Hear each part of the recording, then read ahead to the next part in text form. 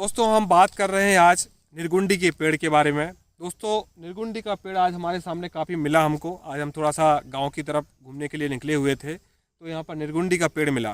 दोस्तों सबसे पहले हम इसके बारे में बात करेंगे, इसकी तासीर के बारे में। दोस्तों निर्गुंडी का पेड़ की जो तासीर होती है वो गर्म होती है और पित्त प्रकृति के लोगों को इसको प्रयोग नहीं करना चाहिए, नुकसानदायक होता है।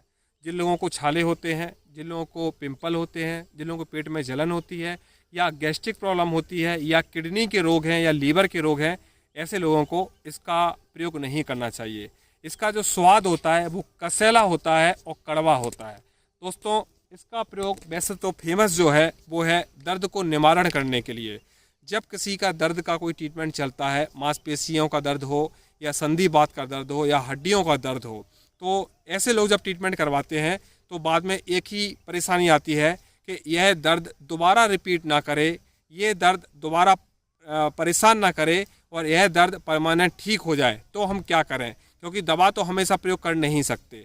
तो जब हमारा कोई भी दर्द का ट्रीटमेंट कंप्लीट होता है तो उसके बाद हमें निर्गुंडी का प्रयोग रेगुलर करना चाहिए, जिससे आपका दर्द, मसल्स का दर्द, जॉइंट्स का पेन आपका रिपीट ना हो।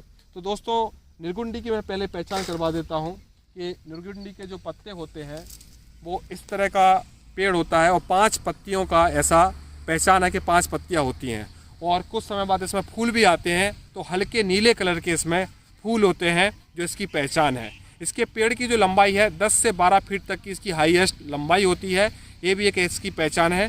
बहुत मोटे मोटे तो इसके तने नहीं होते हैं, पतले पतले ही तने होते हैं, झाड़ियों की तरह ये पेड़ होता है। तो ये पहचान है और ज़्यादातर एक गाँव की मेड़ों पर लगाया जाता है, गाँव की बाउंड्रियों पर लगाया जाता है, खेतों की बाउंड्रियों पर लगाया जाता है। इसका कारण मैं भी आपको बता देता हूँ। हमने यहाँ के किसानों से पूछा तो यहाँ के किसान जो बताते हैं कि हम इसको अपने खेत के आसपास इसलिए लगाते हैं, इसके कारण से हमारे फसल में कीटाणु कीड़े नहीं लगते हैं और हमारी फसल की रक्षा होती है और विषैले जीव जंतु भी इसमें घर नहीं बना पाते हैं मेड़ों के ऊपर, क्योंकि मेड़ों के ऊपर सांप या दूसरे जीव जंतु घर बनाते हैं और इसके होने से जीव जंतु घर नहीं बनाते हैं, उनको इसमें अच्छा नहीं लगता है, जिससे उनकी फसल की रक्षा होती है।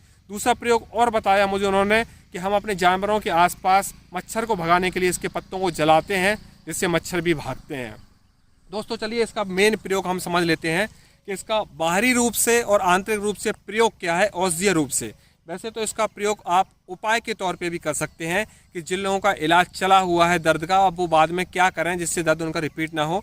तो इसके पत्तों का आप रस निकाल लें और सरसों के तेल में गर्म करें, दोनों को बराबर मात्रा में लें, अच्छी तरह से गर्म करें।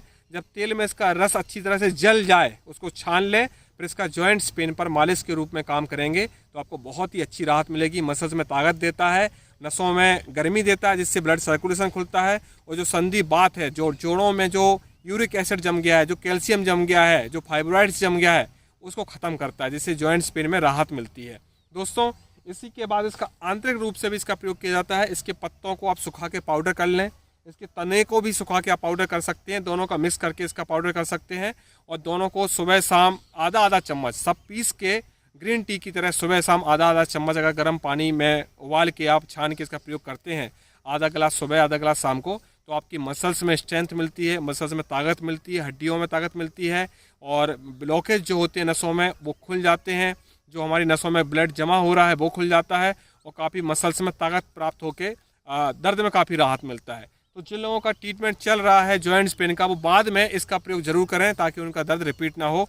अगर वो ये सोचते हैं कि अकेला ये औषधि बॉडी पेन को ठीक कर देगा, तो दोस्तों ऐसा नहीं होगा।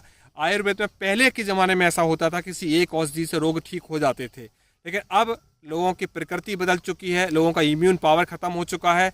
अब एक औषधि कोई भी रोग ठीक नहीं कर पाती है, लोगों को बहुत सारी औषधियाँ मिलाकर देना पड़ती हैं, तब कोई रोग ठीक होता है। इसका प्रयोग उपाय के तौर पर आप ट्रीटमेंट के बाद उपयोग कर सकते हैं ताकि आपका रोग दोबारा रिपीट ना हो।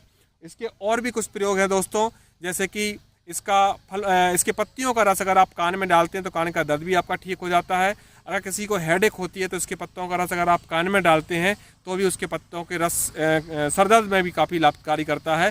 कान में रस डालने से सर दर्द भी इसका ठीक हो जाता है।